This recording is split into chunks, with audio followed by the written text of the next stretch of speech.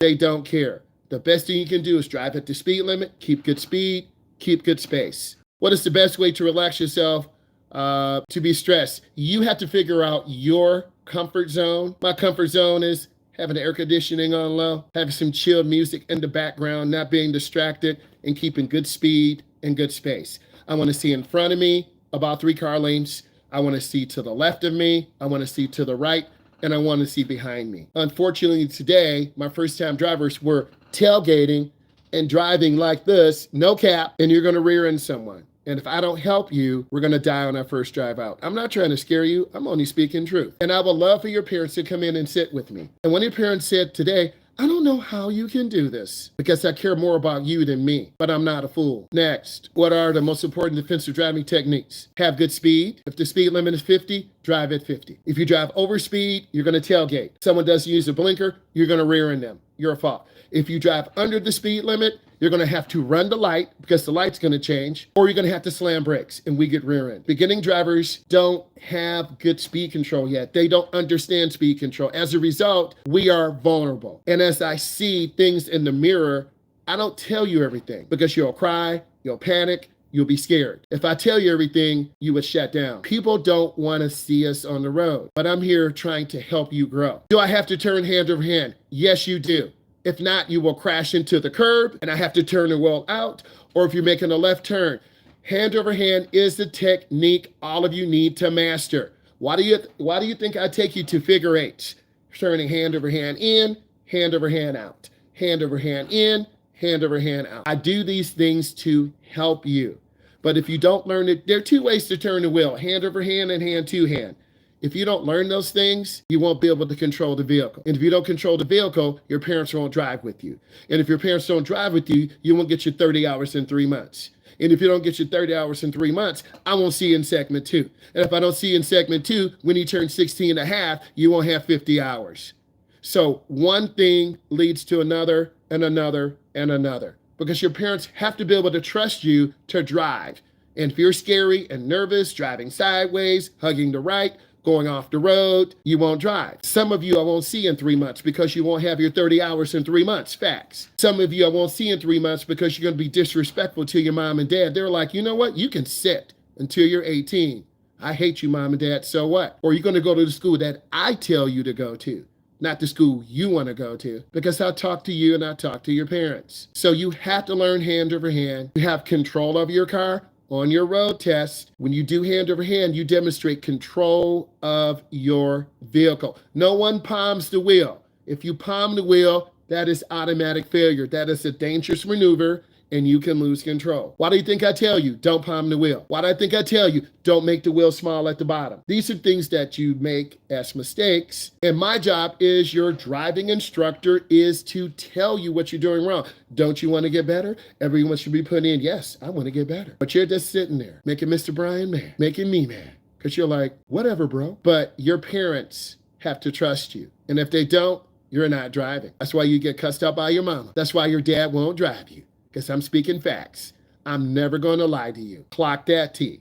Real talk. How can you make turns not so wide? Nina, go into the turn slower. You're going into the turn too fast. You turn wide, which is a driving error. And then you go into the wrong lane, and if a car's making a left turn, you hit them, it's your fault. Go slow in your turn. And I will show you how to make turns. We do 12 right turns, 12 left turns, downtown areas, main thoroughfares. It takes work. And if you want to work, you're going to be a great driver. If you don't want to work, you won't be a great driver. How do I handle road rage situations? You keep space. You take your time. You don't tailgate aggressively. You leave room. You use your blinker early. You signal your intention. You communicate. You make eye contact with drivers. You mean I got to do all that to learn how to drive? Yeah. Well, what if I don't want to do that? Then you won't be a good driver. Then you won't be confident. You have to be confident. Not me. I'm not teaching your mom. I'm not teaching your dad. I'm teaching all of you. What should I do if a big semi-truck passes me on a small road? You make room. You get over a little bit. They're entitled to the road. They have rules to follow. Most semi-trucks have a dash cam. The bigger trucking companies have a camera inside to look at the driver, They have a camera outside. There's a driving situation in Texas right now. There's a lawsuit going on with this Texas company. A driver fell asleep and killed 5 people. The company is being sued. They're being under federal investigation. The trucking company falsified records. Drivers are not getting enough sleep. This truck driver fell asleep at the wheel. If you don't believe me, you can look. In fact, go look it up right now. Type in Texas, truck driver fell asleep at the wheel. Put the link in. If you don't, all of you look it up. I know you think he's just talking. He's just making stuff up. I'm not making anything up. As an instructor, I look at all situations. The laws in Texas that will impact you. The laws in Florida, the laws in Ohio. This truck driver fell asleep at the wheel and killed 5 people. Look it up. Put the link in the chat if you don't believe me. You're like, oh yeah. Yeah, he did. They're in trouble. So semi-trucks, I think, have a bigger responsibility. Put the link into the chat. I'll open up another window. Semi-trucks have a big responsibility to arrive safely, to make sure they don't kill people, destroy property, arrive safely. A lot of semi-truck driving companies, I'm not saying all, are cutting corners. No proper tires, no braking equipment, emergencies. And there's a crackdown across the country on truck driving companies that are cutting corners because it's going to end up hurting us as pedestrians. Can you be cautious while driving? Of course, Caden. Every day, because I'm driving people who do not know how to drive. I'm cautious in giving you space. Hey, make more space. Hey, what color's the light? Hey, look over your shoulder when you make lane changes. I teach you to be cautious but not scared. I teach you to be observant but not panic. I'm trying to give you little bits and pieces of information so you're more prepared. What is the best mindset for driving along defensive driving?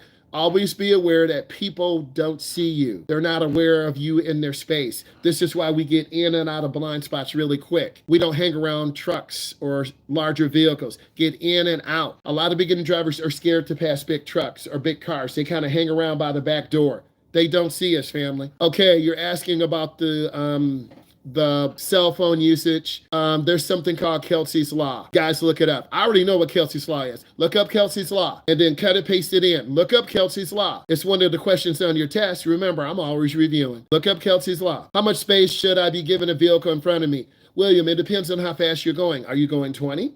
2 car lengths. Are you going 40? 4 car lengths. Are you going 50? 5 car lengths.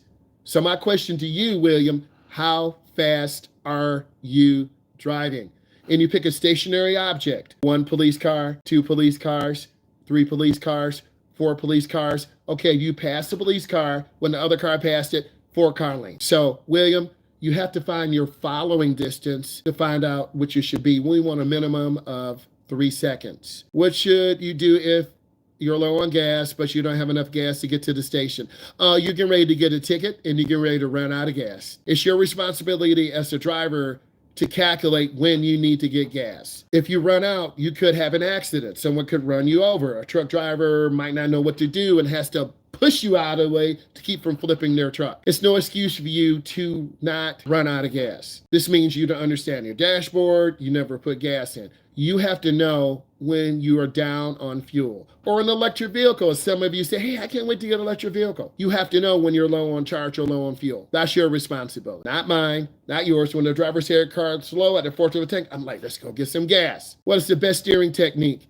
Hand over hand and hand to hand. There's multiple ways to confuse you. As you put in the link for Kelsey's Law, go ahead, put it in. Kelsey's Law, what is it? Someone summarize it. What is Kelsey's Law? I see it. Put it up again, boy. Come on, put it up again. Bam, Kelsey's Law. She died because she was on the phone. Her mother went to the state level government and got a law passed in her name. So her daughter doesn't die in vain. And it's a law now.